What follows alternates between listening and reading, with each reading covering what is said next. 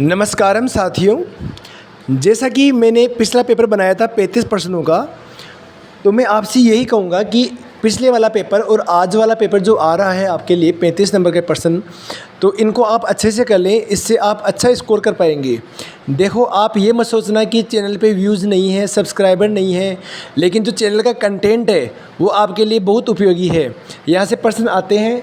अगर आपको यकीन नहीं हो तो आप पिछला पेपर पढ़ा है आपके पास, यूट्यूब चैनल पे पढ़ा है अपना, उसका सॉल्यूशन पढ़ा है, उसके पहले जो वीडियो आए हुए हैं उनमें से क्वेश्चन वो कि वही आ रखे हैं पूरे के पूरे। तो इसलिए आप विश्वास कीजिए। और अभी मैं तो ये कहूँगा कि ये जो 35% है अभी आपके सामने, उनका आप साथ साथ आंसर दीजिए, ताकि आपको भी पता चल सके कि आपको नहीं कितना तैयार हुआ है अभी तक आपका। तो अपन स्टार्ट करते हैं। पहला क्वेश्चन, एक माइक्रोसॉफ्ट वॉइस संचालित व्यक्तिगत सहायक है जो विंडो 10 ऑपरेटिंग सिस्टम के साथ लॉन्च किया गया है। तो वॉइस का जहाँ पे नाम आ जाए, जहाँ पे भी वॉइस का नाम आ जाए, वॉइस पावर पर्सनल असिस्टेंट, तो ये बोलता है कोर्टाना के लिए, कोर्टाना। इसमें क्या करते हैं दोस्तों, हम बोल के कुछ भी सर्च कर सकते हैं, यानी कि वॉइस के साथ अपन सर्च कर सकते हैं, टाइप करने की आपको आवश्यकता नहीं है इसमें।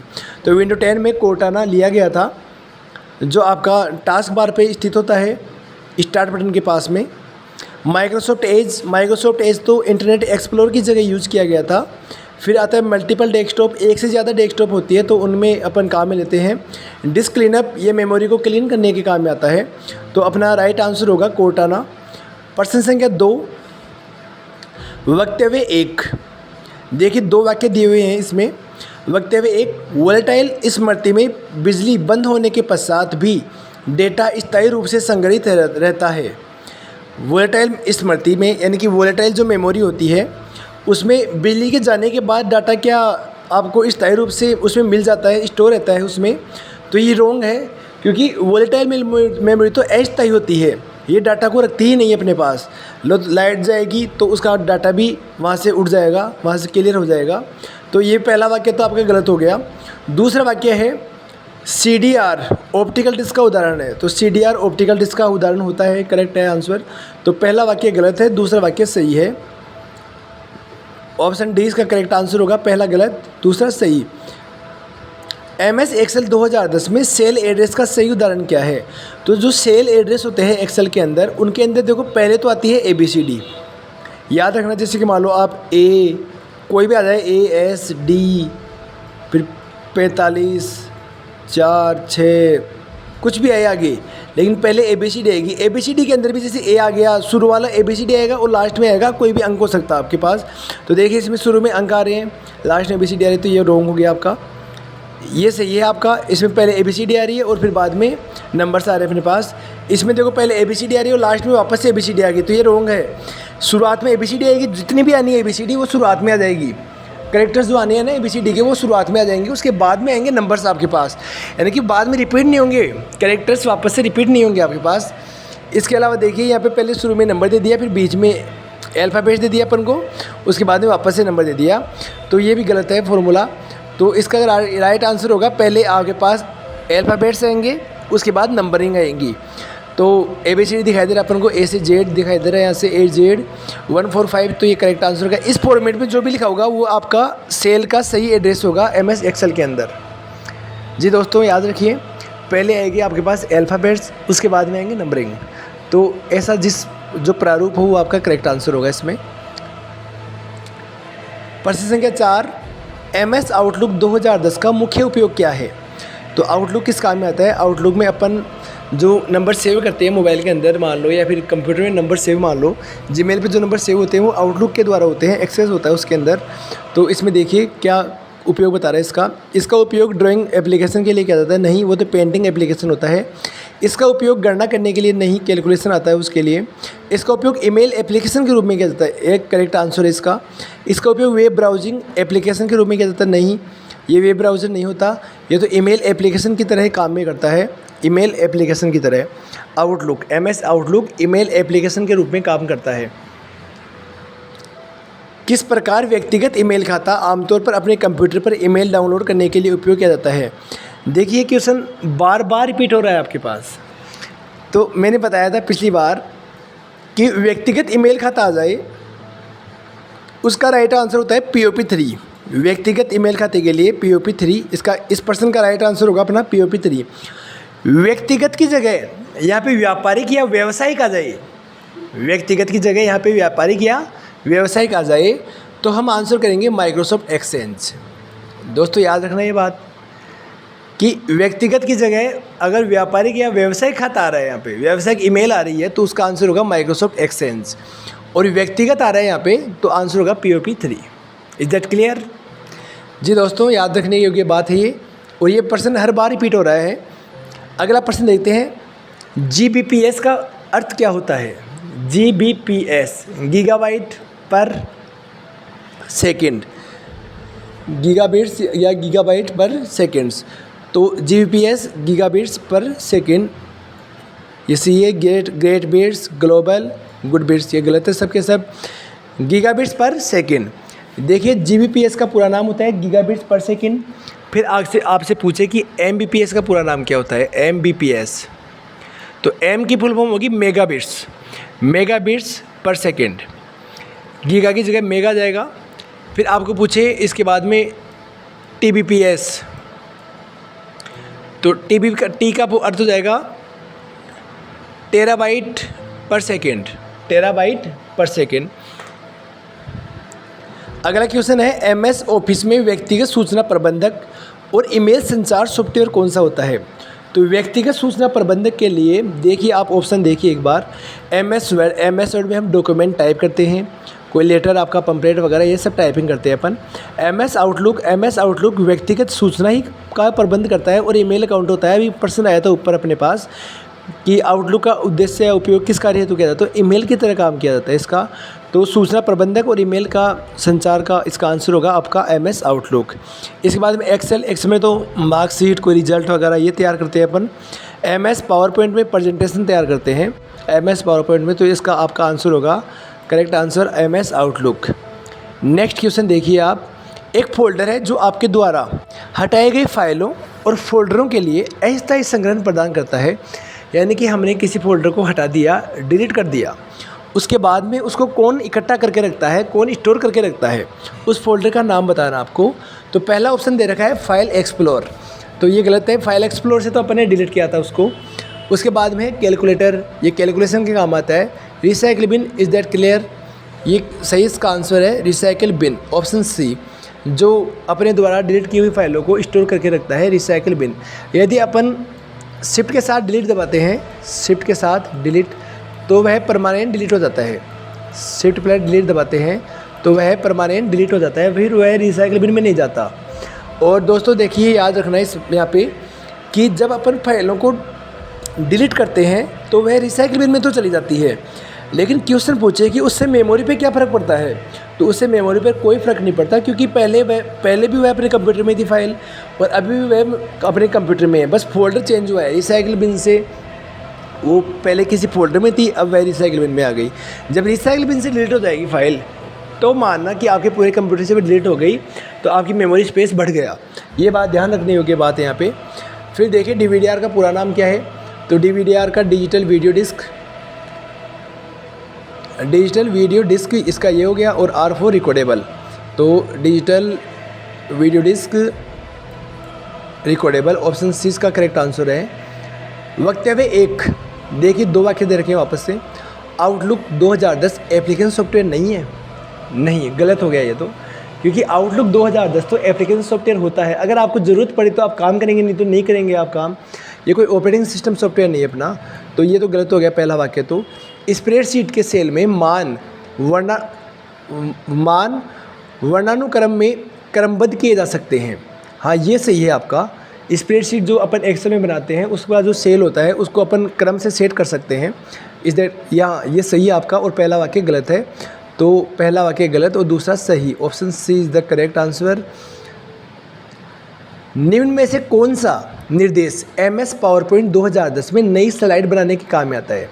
तो MS पावरपॉइंट में नया स्लाइड लेने के लिए हम कंट्रोल के साथ M यूज़ करते हैं, और कंट्रोल के साथ N का यूज़ करते हैं नई प्रेजेंटेशन लेने के लिए। नई प्रेजेंटेशन बनाने के लिए अपन इसका यूज़ करते हैं कंट्रोल के साथ N का। MS पावर पॉइंट में कंट्रोल N से होता है नई प्रेजेंटेशन लेना और कंट्रोल M से होता है नई स्लाइड लेना। तो अपना राइट आंसर होगा इस पर्सन का कंट्रोल के साथ M, option A is the correct answer. MS word 2010 में सबसे नीचे की 36 पट्टी है जिसमें प्रश्न संख्या, शब्द, गणना आदि जैसे कई विकल्प उपस्थित होते हैं। तो जो नीचे की तरफ पट्टी आती है वो सबसे नीचे आती है। देखो ये साथियों, टास्क बार जिस पे आपका स्टार्ट बटन होता है और राइट साइड में डेट और टाइम सिस्टम ट्रे होता है। उसके जस्ट ऊपर जो बार आती है उसे कहते हैं सिस्टम ट्रे, उसके जस्ट ऊपर जो बार आती है उसे कहते हैं स्टेटस बार, जो आपको उस पेज का स्टेटस बताती है कि आपने कितनी तो प्रश्न संख्या ली है, यहाँ पे कितने शब्द लिए हैं, कितनी गणना ली है, ये सब बात उसके बारे में जो बताता है उसका स्टेटस बता रही है हमें स्टेटस बार। तो इसका करेक्ट आंसर होगा स्टेटस बार। यदि आप MS एक्सेल 2010 में प्रिंटिंग के दौरान सभी प्रश्नों पर पंक्तियां कॉलम दोहराना चाहते हैं तो इसका उपयोग कर सकते हैं। किसके उपयोग से आप सभी पेजों पर वही लाइनें दोहरा सकते हो? तो पेज ओरिएंटेशन नहीं, करेक्ट आंसर नहीं है ये तो, क्योंकि पेज ओरिएंटेशन तो अपन प्रिंट से पहले सेटअप करते हैं, उसमें आता है काम। पेज ओरिएंटेशन दो प्रकार से सेट करते हैं अपन। पेज को निकालने से पहले कैसे देखना चाहते हो वो बताता है आपको पेज ओरिएंटेशन। तो इसमें दो टाइप है अपने पास, पोर्ट्रेट और लैंडस्केप। तो ये तो नहीं इसका। पेज साइज़, इसमें पेपर की साइज़ को सेट करते हैं, तो ये भी इसका करेक्ट आंसर नहीं है। प्रिंट टाइटल्स, इसको छोड़ दो, मान लो आप जानते नहीं, इसको तो छोड़ दिया आपने एक बार। ऑप्शन डी है स्केल टू फिट। इसके अंदर अपन जो अपन ने काम किया है उसको फिट करते हैं फुल स्क्रीन पे, उसको एक स्केल के अनुसार उसको फिट करते हैं। तो ये भी अपना फिट नहीं करवा रहा अपन से तो बोला है कि पंक्तियाँ कॉलम दोहराना चाहते हैं हम। तो दोहराने के लिए देखो आपके पास एक ही ऑप्शन बचा है, प्रिंट टाइटल्स। तो इसका करेक्ट आंसर यही हो जाएगा इसका। तो दोस्तों आप ऐसे भी आंसर कर सकते हैं, ज़रूरी नहीं है आपको वो चीज़ आई ही। आपके पास 4 ऑप्शन है, उन 4 ऑप्शन में से आपको एक करेक्ट आंसर बताना है। इसलिए आप वीडियो को अच्छे से पूरा देखें, अच्छे से समझें और यकीन कीजिए इन जो ये अभी जो आपके पास 3 सेट बनाए गए हैं आपके लिए, जिसमें से दूसरा सेट आपके पास आप जो कर रहे हैं 16 अभी, उनके बाहर क्वेश्चंस नहीं मिलेंगे आपको, इतना तो मैं आपको गारंटी से बोल रहा हूँ। और ये बोल ही रहा, मैंने अभी 3-4 एग्ज़ाम के अंदर जो कंटेंट दिया था उनके अंदर एज इट इज़ वैसे कि वैसे आया है। इसलिए आपको यकीन करना है यहाँ और हमारे साथ जुड़े रहना है। नेक्स्ट पेपर और आएगा, कल आ जाएगा शायद नेक्स्ट पेपर। तो वीडियो को आप शेयर करें, जिन साथियों के आपके साथियों की जिनके एग्ज़ाम है उनके साथ इस वीडियो को शेयर करें और वीडियो को अच्छे से देखें, समझें। अगला क्वेश्चन है MS एक्सेल 2010 में किस चार्ट में डेटा पॉइंट लाइनों से जुड़े होते हैं जिससे यह देखना आसान हो जाता है कि समय के साथ मूल्य बढ़ रहा है या घट रहा है। तो यानी कि ये पूछा है कि ऐसा कौन सा चार्ट होता है जिसमें हमको यह आसानी से पता चल जाए कि इसका मूल्य बढ़ रहा है या कम हो रहा है। तो वो तो आप क्रिकेट देखते हो अच्छे से, क्रिकेट में बताता है अपन को कि पहले 1 से लेकर 6 ओवर में कितना स्कोर गया, 6 के बाद में 12 से लेकर कितना स्कोर आया अपने पास। तो वो सब आपको पता है किस काम में आता है। वो आता है आपका लाइन चार्ट, जिसमें ऐसे ग्राफ चलता रहता है ऐसे। तो ये लाइन चार्ट हो गया आपका, जो बताता है आपको कि कहाँ पे भाव बढ़ रहे थे और कहाँ भाव डाउन हो रहे थे। तो करेक्ट आंसर हो जाए इसका लाइन चार्ट। प्रश्न संख्या 15, आप MS वर्ड 2010 में पोर्ट्रेट और लैंडस्केप लेआउट के बीच पेज को इस प्रयोग कर स्विच कर सकते हैं, यानी कि किसके प्रयोग से आप पोर्ट्रेट और लैंडस्केप तक पहुंच सकते हैं। दोस्तों अभी तो मैंने इसको बताया था, आपका ओरिएंटेशन अभी ऑप्शन में दिया हुआ था, तो वहाँ पे इसको सॉल्यूशन दिया था मैंने आपका कि ओरिएंटेशन 2 प्रकार के होते हैं, एक तो होता है पोर्ट्रेट और दूसरा होता है लैंडस्केप। तो ये किसके पार्ट है? ये ओरिएंटेशन के पार्ट है। यहाँ पे प्रश्न ने पूछा है पोर्ट्रेट और लैंडस्केप किसके पार्ट है? भाई ओरिएंटेशन के पार्ट है। तो ओरिएंटेशन अपना शॉर्टकट हो गया इसमें। मार्जिन 4 प्रकार के होते हैं आपके पास, MS वर्ड में 5 होते हैं। मार्जिन देखो, लेफ्ट, राइट, टॉप, बॉटम और एक आती है आपकी गटर मार्जिन। हाँ दोस्तों, मार्जिन आपके पास 5 होते हैं। MS वर्ड में 5 मार्जिन होते हैं, बाकी हर प्रोग्राम में 4 मार्जिन होते हैं। 4 मार्जिन देखिए, लेफ़्ट, राइट, टॉप और बॉटम। और MS वर्ड में एक मार्जिन और बढ़ जाता है, वो होता है आपका गटर मार्जिन। जी देखिए, मैं आपको दिखा देता हूँ एक बार। पेज लेआउट में गए अपन, मार्जिन्स के ऑप्शन में आया मार्जिन। देखिए आप लोग एक बार देखिए, मार्जिन देखिए, मार्जिन दे रखा है टॉप, बॉटम, लेफ़्ट और राइट। ये 4 मार्जिन तो अपने हर जगह पे होते हैं। इसमें आते हैं गटर मार्जिन। तो गटर मार्जिन इसमें 5 मार्जिन हो गए टोटल मिला के गटर मार्जिन। और ओरिएंटेशन दो प्रकार के होते हैं, पोर्ट्रेट और लैंडस्केप। भाई पोर्ट्रेट में आपको ऐसा पेज दिखाई देगा और लैंडस्केप में आपको ऐसा पेज दिखाई देगा, यानी कि लैंडस्केप में तो चौड़ाई ज़्यादा हो गई, लंबाई कम हो गई, और पोर्ट्रेट में लंबाई ज़्यादा है, चौड़ाई कम है। और एक आता है अपने पास पेज सेटअप में, ये पेजेस आते हैं, तो अलग अलग पेज होते हैं अपने पास। ठीक है दोस्तों, ये 3 क्वेश्चन आते हैं पेज सेटअप में से, इनको याद रखिएगा अच्छे से, मैंने दिखा दिया आपको। अगला क्वेश्चन है प्रश्न संख्या 16, वक्तव्य 1। 2 वाक्य फिर से दिए हुए हैं आपको, देखिए आसान है। वक्तव्य 1, विंडो 10 में आप फाइल एक्सप्लोर से सीधे शेयर बटन के साथ फाइल साझा कर सकते हैं। सही है बात कि फाइल एक्सप्लोर से अपन डायरेक्ट को जो अपना फाइल है उसको शेयर कर सकते हैं। सही है ये। विंडो 10 में कोर्टाना विंडो 10 में डिजिटल व्यक्तिगत सहायक है। हाँ, ये डिजिटल व्यक्तिगत सहायक होता है भाई, क्योंकि यहाँ पे अपन बोल के सर्च करें ना तो अपन को सहायता मिल रही है, तो ये सहायक है, डिजिटल व्यक्तिगत सहायक है। तो दोनों ऑप्शन सही है यहाँ पे। वक्तव्य 1 भी सही है और वक्तव्य 2 भी सही है, तो इसका राइट आंसर होगा दोनों वक्तव्य 1 और 2 सही है, बी ऑप्शन सही है इसका। देखिए नेक्स्ट प्रश्न देखने से पहले मैं तो ये कहूँगा कि आप मेरे साथ साथ आंसर करते चलिए, कमेंट बॉक्स में आंसर डालते जाइए एक के, और फिर बाद में लास्ट में जाके चेक करना कि कितने आंसर आपके सही हुए हैं, जिससे आपको भी पता चलेगा कि आप कितना सही कर पा रहे हो, कितना सही नहीं कर पा रहे हो। फिर बाद में उनको कमेंट्स में जाके एक साथ चेक कर लेना कि कितना अपने सही किया और कितना अपना गलत हुआ। इस हिसाब से उन प्रश्नों पर ज़्यादा ध्यान दो जो गलत हो रहे हैं आपके, और वीडियो को आप शेयर करें, वीडियो को अच्छे से पूरा देखिए समझिए। देखिए नेक्स्ट प्रश्न, किसका उपयोग वर्तमान विंडो को 2 हिस्सों में, देखिए वर्तमान विंडो को 2 हिस्सों में बांटने के लिए कुछ ही बोले आगे आपको, बस स्प्लिट का ऑप्शन आएगा आपके पास। स्प्लिट ये क्या करता है, विंडो को 2 भागों में डिवाइड करता है, स्प्लिट। तो 2 भागों में डिवाइड करने के लिए स्प्लिट अपना ऑप्शन है, विंडो स्प्लिट। ये आता है आपके पास MS वर्ड में, व्यू टैब में स्थित होता है, MS वर्ड की व्यू टैब में। फिर देखिए प्रश्न संख्या 18, 2 वाक्य दिए हैं वापस से। टाइटल बार प्रोग्राम विंडो के नीचे दिखाई देती है। टाइटल बार भाई प्रोग्राम विंडो के नीचे आती है क्या, तो ये तो यही गलत हो गया, आगे पढ़ने की ज़रूरत ही नहीं इसको। फिर देखिए अगला वाक्य, स्टेटस बार, टाइटल बार तो शीर्ष में आती है, टाइटल बार प्रोग्राम के शीर्ष पे आती है, ऊपर ही ऊपर आती है, नाम ही रह गया टाइटल, तो टाइटल बार ऊपर ही ऊपर होता है टाइटल, तो वहीं पे होगी इसकी बार। स्टेटस बार प्रोग्राम विंडो के शीर्ष पर दिखाई देती है, नहीं। स्टेटस बार अभी अपन ने देखा था ना, जो पेज की स्थिति बताती है, कितने पेज लिए आपने, कितने अंक लिए, कितने कैरेक्टर है उसके बारे में, कितने पेजों की संख्या है, ये सब स्टेटस बार बताती है, जो अपने वर्किंग एरिया के नीचे आती है, टास्क बार के जस्ट ऊपर आती है, यानी कि नीचे की ओर आती है, टास्क बार के जस्ट ऊपर स्थित होती है ये। तो ये भी गलत हो गया इसका, तो दोनों ऑप्शन गलत है इसके। हाँ, पहला वाक्य भी गलत है और दूसरा भी गलत है, तो दोनों वक्तव्य 1 और वक्तव्य 2 गलत है, क्योंकि टाइटल बार तो ऊपर ऊपर आती है, टास्क बार नीचे नीचे जाती है, तो टास्क बार के जस्ट ऊपर स्थित होती है स्टेटस बार, तो स्टेटस बार की जगह भी नीचे ही होती है। फिर देखिए अगला क्वेश्चन, निम्न वाक्य से सबसे उपयुक्त विकल्प का चयन करें। तो सबसे सही वाक्य कौन सा है ये बताना आपको। करेक्टर प्रिंटर, देखिए प्रिंटर बता रहा है यहाँ पे। प्रिंटर 2 टाइप के होते हैं। मैं प्रिंटर से पहले बता दूं कि प्रिंटर एक आउटपुट डिवाइस होता है। यहाँ पे प्रिंटर एक आउटपुट डिवाइस होता है जो सॉफ्ट कॉपी को हार्ड कॉपी में चेंज करता है।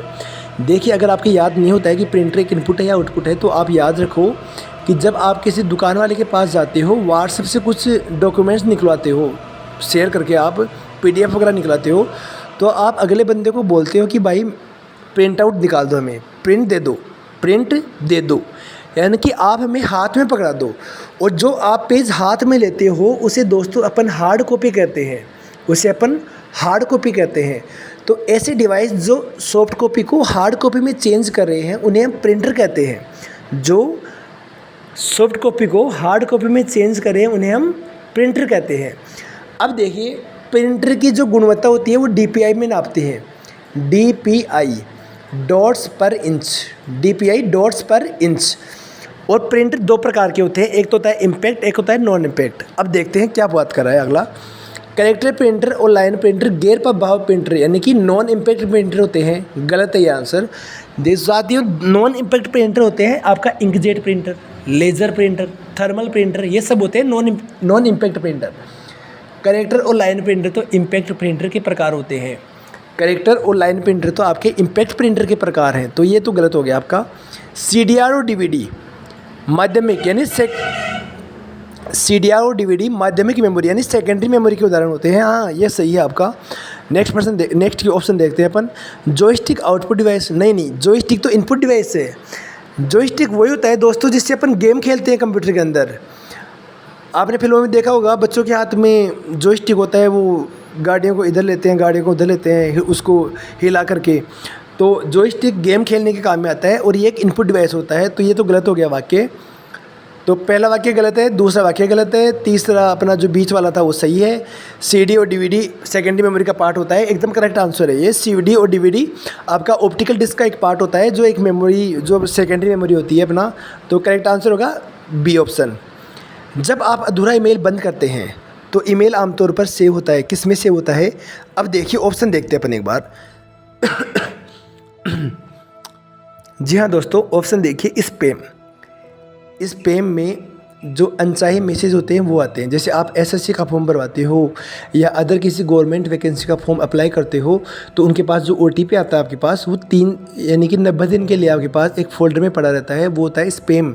वहाँ से फिर ऑटोमेटिकली वह 90 दिन बाद में कट जाता है। तो स्पैम में कौन से मैसेज आते हैं? अनचाहे मैसेज आते हैं स्पैम में। तो ये तो इसका आंसर नहीं हुआ। जंक फाइल कौन सी होती है? जो अपने काम में नहीं आती वो होती है जंक फाइल्स। ट्रेस, अपन ने कुछ डिलीट किया था, वो डिलीट किया हुआ ट्रेस फोल्डर में पड़ा है। जैसे आप मोबाइल में फ़ोटो डिलीट कर देते हो तो ट्रेस फोल्डर आता है आजकल अलग से, रिसाइकिल बिन की तरह। तो ट्रेस फाइल अपना आंसर नहीं है यहाँ, क्योंकि इसमें डिलीट किया हुआ आइटम आता है। और ड्राफ्ट, जो अपन मैसेज टाइप कर रहे हैं वो आधा रह गया, बीच में कोई आ गया, अपन उठ गए, लाइट चली गई, कुछ भी हो गया ऐसा, तो अपने आप सेव हो जाता है। और सेव किस में होता है? वो ड्राफ्ट ऑप्शन के अंदर। तो इसका करेक्ट आंसर होगा ड्राफ्ट। इसके अलावा जीमेल में CC कार्बन कॉपी और BCC आती है, नाम एक फुल फॉर्म भूल लिया आपको, ब्लाइंड कार्बन कॉपी। इसके अलावा इसमें जो @ आता है उसके बाद में जो नाम आता है @gmail.com, उसका डोमेन कोड होता है। और बस जो अपन ईमेल अपने पास प्राप्त होते हैं वो इनबॉक्स फोल्डर के अंदर, इनबॉक्स के अंदर आते हैं। और जो अपन मेल भेजते हैं अगले को, वो आपको सेंड बॉक्स के अंदर दिखाता है। जी हाँ दोस्तों, ये मेल से संबंधित कुछ प्रश्न है जो आपको याद करने हैं। बस इतने क्वेश्चन आते हैं मेल से। फिर देखिए नेक्स्ट क्वेश्चन। गूगल द्वारा एंड्रॉयड उपकरणों के लिए विकसित किया गया एक अंतर्राष्ट्रीय ऑनलाइन सॉफ्टवेयर स्टोर, यानी कि स्टोर नाम आ गया, यानी कि दुकान है भाई ये। इस दुकान में आपको क्या मिलता है? सॉफ्टवेयर मिलते हैं ऑनलाइन। तो ऐसी कौन सी दुकान है जो गूगल द्वारा एंड्रॉयड सिस्टम के लिए, यानी कि अपने मोबाइलों के लिए आपको एक दुकान देता है ऑनलाइन, आप वहाँ से ऐप डाउनलोड कर सकते हो? तो वह कौन सा था? गूगल ऐप स्टोर नहीं, एप्पल स्टोर नहीं, गूगल प्ले स्टोर है। ये एकदम करेक्ट आंसर है, गूगल प्ले स्टोर। और दोस्तों यहाँ पे एंड्रॉयड की जगह विंडोज़ के बारे में पूछ ले, यानी कंप्यूटर ऑपरेटिंग सिस्टम का नाम आ जाए, तो आप आंसर करोगे विंडो स्टोर। जी हाँ दोस्तों, प्ले स्टोर काम में आता है मोबाइल के अंदर डाउनलोड करने में, और विंडो स्टोर आता है आपके कंप्यूटर में सॉफ्टवेयर डाउनलोड करने में। ये दोनों ऑप्शन याद रखना। और एंड्रॉयड आपका मोबाइल का वर्जन होता है, यानी सॉफ्टवेयर होता है, जो एक वो सिस्टम सॉफ्टवेयर का एक पार्ट है एंड्रॉयड मोबाइल के अंदर। तो अपन ऐप कहाँ से डाउनलोड करते हैं? गूगल प्ले स्टोर से मोबाइल में तो, और कंप्यूटर में कहाँ से करते हैं? विंडो स्टोर से। भारत में आपको कुशल स्लाइड शो प्रस्तुतियों को, अब देखिए स्लाइड शो किस में आता है? पावर पॉइंट में आता है। पावर पॉइंट क्या होता है? एक एप्लीकेशन सॉफ्टवेयर होता है। तो देखिए MS एक्सेल में नहीं, एक्सेल में तो अपन डाटा शीट बनाते हैं। आउटलुक ईमेल की तरह होता है। पावर पॉइंट, हाँ ये एकदम करेक्ट आंसर, इसमें स्लाइड शो होता है। पेंटिंग में अपन पेंटिंग बनाते हैं। तो ऐसे याद रखना आपको। MS एक्सेल में यदि किसी सेल में सामग्री बड़ी हो गई, भाई बड़ा हो गया अपना डाटा, ज़्यादा जा रहा है, उसकी लाइन के अंदर जा रहा है, अपन को दिखाई नहीं दे रहा, तो उसके लिए तो बताया था मैंने, नोटपैड के अंदर भी आता है, फॉर्मेट के अंदर वर्ड रैप आता है, एक अपने पास आता था, वर्ड रैप का ऑप्शन होता था। तो अपन यहाँ पे टेक्स्ट को रैप करेंगे, WRAP रैप करेंगे, तो वह सेट हो जाएगा उसमें। तो रैप टेक्स्ट। एंड्रॉयड किसका उदाहरण होता है? अभी बताया था मैंने, एंड्रॉयड मोबाइल के अंदर। एंड्रॉयड देखिए हार्डवेयर नहीं, ऑपरेटिंग सिस्टम, बिल्कुल राइट, ऑपरेटिंग सिस्टम। देखिए दोस्तों, अगर आपके मोबाइल जैसे आपने स्विच ऑफ करके चालू करते हो आपका, तो आपके पास आता है वेलकम एंड्रॉयड, फिर उसका वर्जन आता है एंड्रॉयड 11 पॉइंट कुछ इस टाइप से वर्जन आता है उसका। तो वह क्या, उसका ऑपरेटिंग सिस्टम है। और जब अपने कंप्यूटर को चालू करते हैं तो आपके पास आता है वेलकम विंडो 2010 2007, ऐसा कुछ आता है उसके अंदर फीचर्स। तो वह क्या है? ऑपरेटिंग सिस्टम का एक पार्ट है, ऑपरेटिंग सिस्टम है वो। मोबाइल के अंदर एंड्रॉयड हो गया आपका, iOS हो गया, और इसके अलावा विंडोज़ हो गया। ये तीनों ऑपरेटिंग सिस्टम होते हैं अपने मोबाइल के अंदर आते हैं तीनों। इसके अलावा कंप्यूटर में होता है window 10, window 7, window 8, window 8.1, window 97, window XP, ये सब होते हैं अपने कंप्यूटर के अंदर। फिर देखिए नेक्स्ट क्वेश्चन, विंडो 10 में कौन सी डेस्कटॉप सुविधा शामिल की गई जिसे विंडो 8 में हटाया गया? यानी कि विंडो 8 में जिसको हटाया गया था उसको विंडो 10 में शामिल किया गया। तो विंडो 8 में देखो क्या नहीं था, अपने पास स्टार्ट मेन्यू नहीं था, स्टार्ट बटन नहीं था टास्क बार पे। तो विंडो 10 में स्टार्ट बटन वापस से आ गया। तो इसका राइट आंसर हो जाएगा स्टार्ट मेन्यू। पर्सन समझना है बस आपको, और कुछ नहीं है। किस कुंजी की सहायता से आप कर्सर के दाईं ओर के अक्षरों को काट सकते हैं? तो दाएं ओर के अक्षरों को काटने के लिए अपन किसका प्रयोग करते हैं? तो देखिए दोस्तों, दाएं ओर के अक्षरों को काटने के लिए अपन डिलीट का यूज़ करते हैं, डिलीट का यूज़ करते हैं। और बाएं ओर के अक्षरों को काटने के लिए अपन बैक स्पेस का, यानी कि लेफ्ट साइड के अक्षरों को काटने के लिए बैक स्पेस, और राइट साइड के अक्षरों को काटने के लिए डिलीट ऑप्शन। ठीक है दोस्तों, दोनों को याद रखना। इनमें से कौन सा सोशल नेटवर्किंग वेबसाइट का उदाहरण है या श्रेणी में आता है? तो सोशल नेटवर्किंग साइट पूछा है अपन से।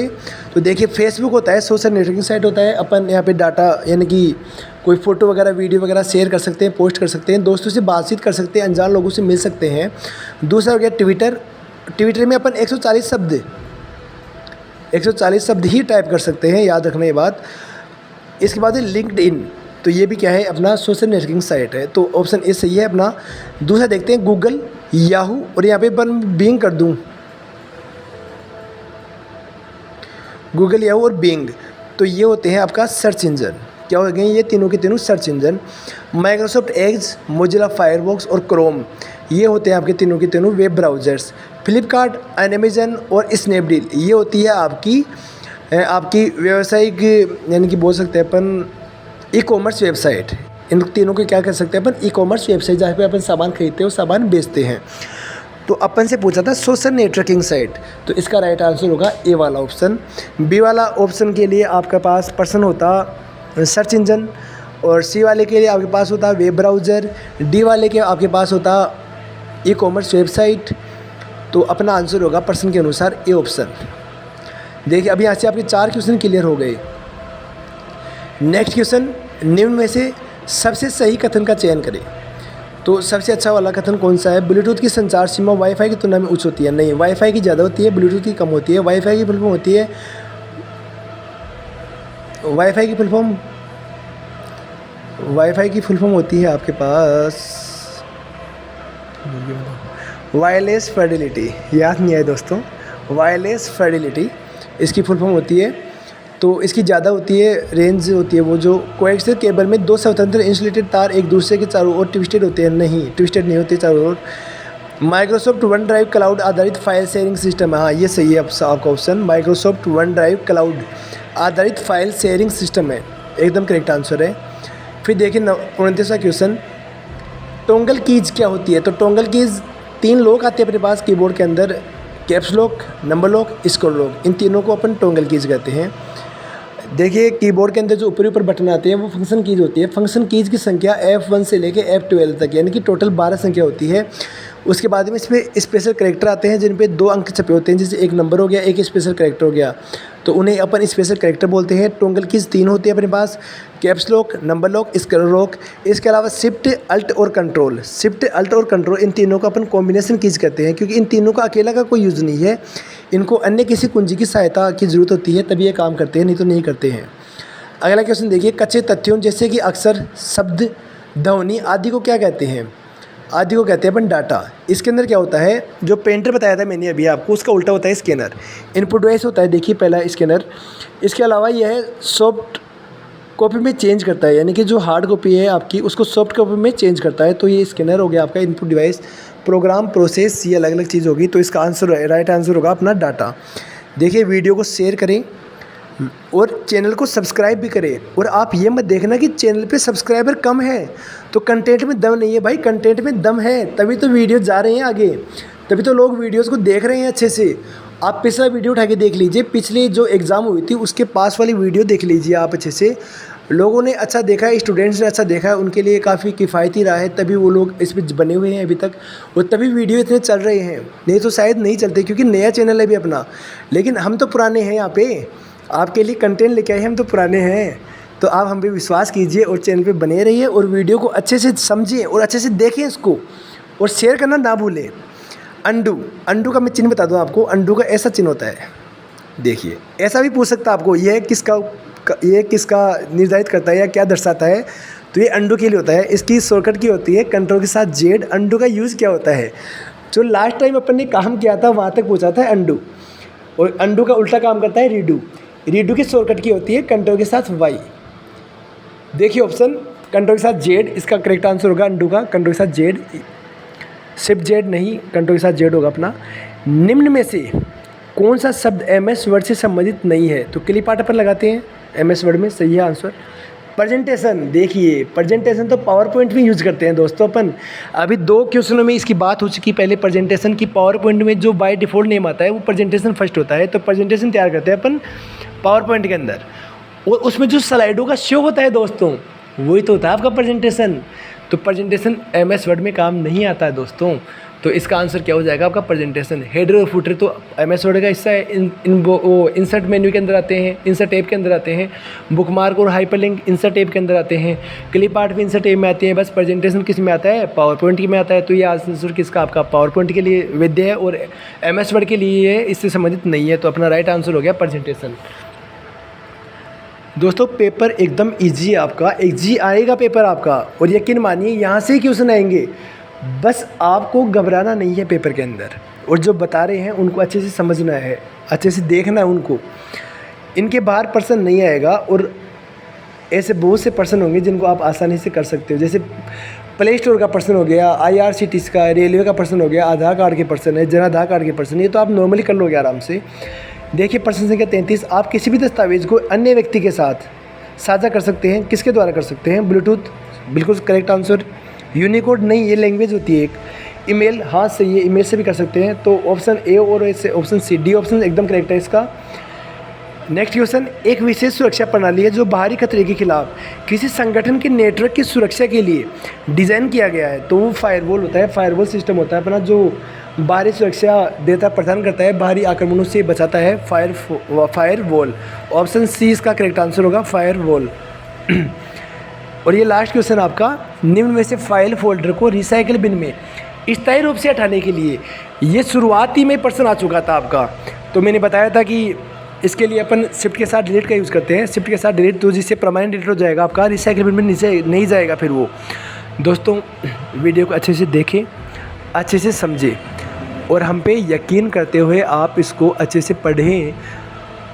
मैं तो यही कहूँगा कि आपको पूरे पर्सन 35 और 35 105 क्वेश्चन दे रहा हूँ मैं आपको, इनमें से आपको पूरे 35% मिलेंगे, 100% मिलेंगे। अगर इनमें से नहीं मिलते हैं, जो मैं बता रहा हूँ इनके आसपास के पर्सन, वहाँ से तो आने हैं दोस्तों। इनके मैंने कुछ छोड़ा नहीं किताब का, आपका कुछ भी नहीं छोड़ा, मैंने पूरा कवर किया है इनके अंदर। इन 3 पेपरों के अंदर मैं पूरा कवर कर रहा हूँ।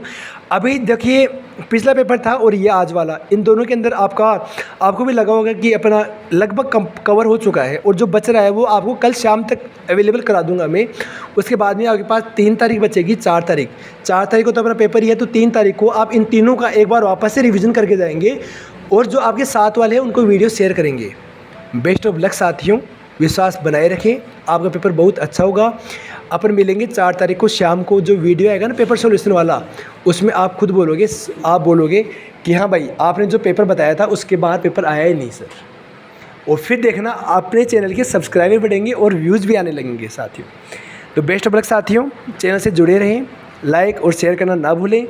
थैंक यू दोस्तों, जल्द मिलेंगे, कल मिलते हैं नए पेपर के साथ, जो लास्ट आपका फिनिशिंग पेपर होगा, इन तीनों के बाद नहीं आएगा। थैंक यू दोस्तों।